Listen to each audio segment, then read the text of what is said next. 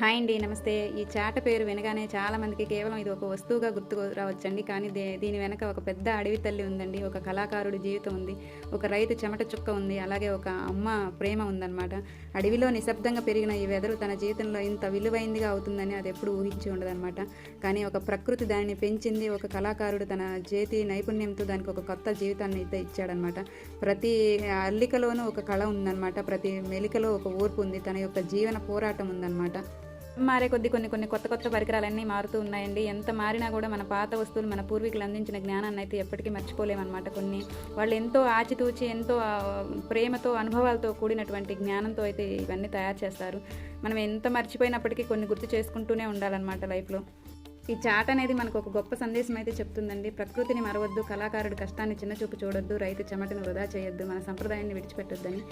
ముందుగా అయితే నేను ఒక 10 kgs అలా మినుములను అయితే తీసుకొని శుభ్రంగా కడిగి బాగా ఎండిన తర్వాత ఇసురాయిలో వేసి ఇసురుకున్న తర్వాత ఇలా చాట్తోటి అయితే నీట్గా చేసి పెట్టుకుంటానండి. అందులో రాళ్ళు అలా ఏం లేకుండా ఒకేసారి మనం చేసి స్టోర్ చేసి పెట్టుకున్నామంటే మనకి ఎప్పుడు కావాలంటే అప్పుడు ఈజీగా వాడుకునేవే అనమాట. ఇదైతే మాత్రం మీకు మీ అందరికీ వీడియో నచ్చుతుందని ఆశిస్తూ ఎండ్ చేస్తున్నానండి. బాగుంది కదా?